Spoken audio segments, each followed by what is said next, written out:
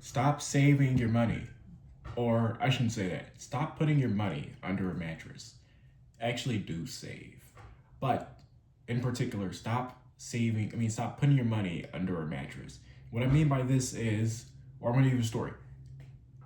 For my culture, back in the day, one of the common things that people would do when they got money, when the black community was really successful and thriving, was we would, or they would, I'm not gonna say we because I'm not a part of that, but they would put their money under a mattress. Every time they got paid, they would put their money under the mattress or inside the mattress. You've seen it in probably like movies or like criminals. They would like put their money under a mattress, and then out of nowhere they bring up $3,000 to pay for some emergency. Back in the day, that was cool. You could put your money under a mattress and whatnot, and it'd be all right.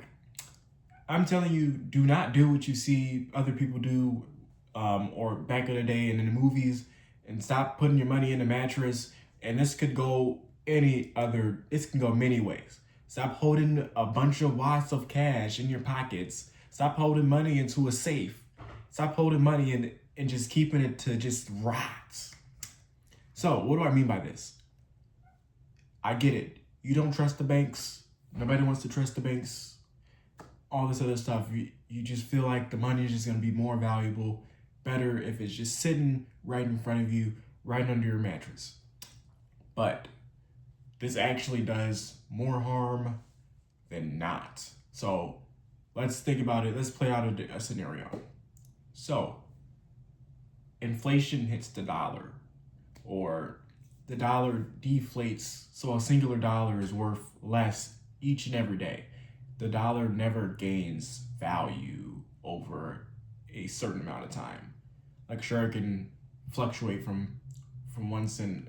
Like a value up and down for a short set of time, but over time, the value of the dollar is always going to drop. Now, if I have a dollar and I just leave it sitting there, I think I have $3 in my bag right here. So I have $3 right here, physical cash. This is not going to do me any harm, right?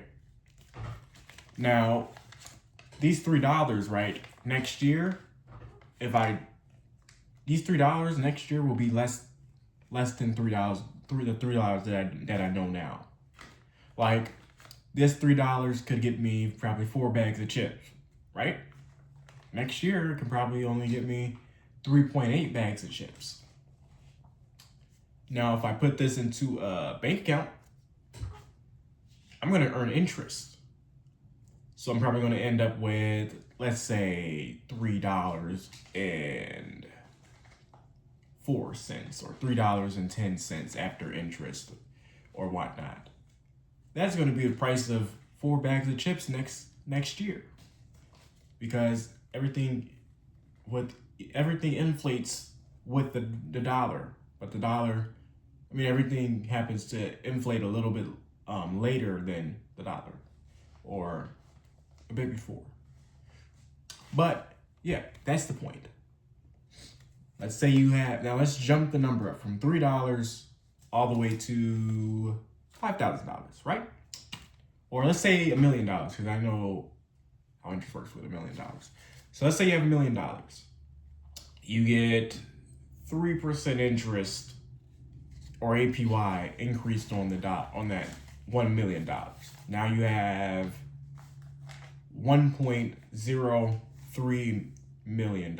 So $1,030,000, I believe, or $1,030,000. Let's see. Let's pull out a calculator. But let's be quick here. 1 million times 0.03. So yeah, you would have $1,030,000.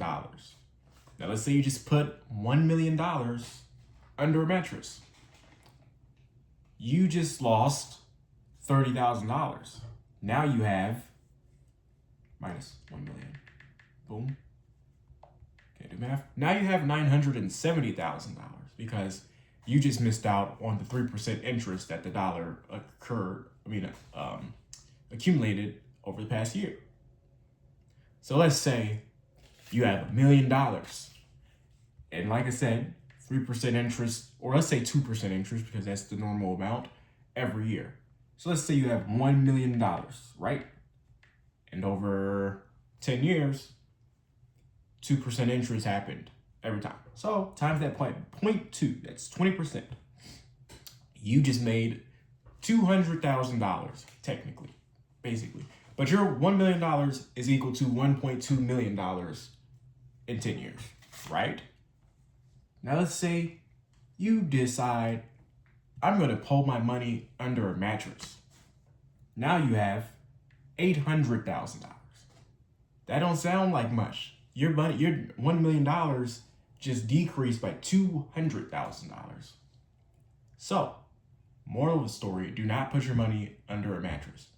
And then that's only the effects that happen to you, not anybody else.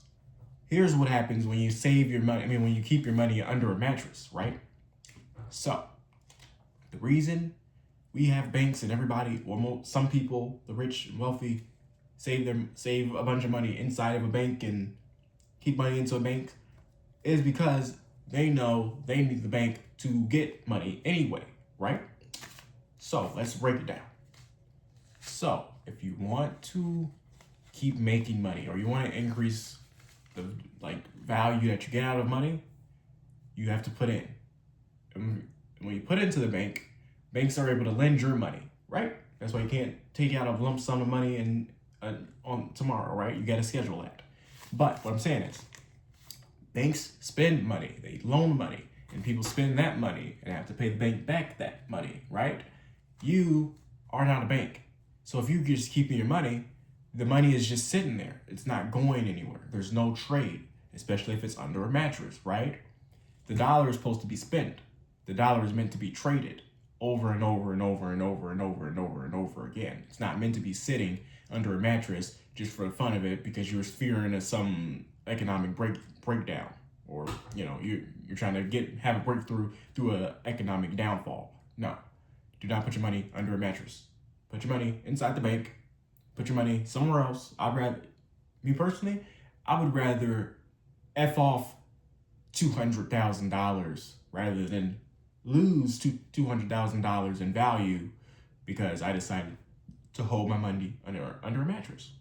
So if you think you want to hold money under a mattress, right, and you have $1 million and you want to hold that money under a mattress, and over 10 years you're just going to do that, you're better off just buying a car for $200,000 or buying a house, putting a down payment on a house for $200,000. Think about that. Be a much better way to use the $1 million. So yeah, that's the moral of the story. Goodbye. Thank you for watching.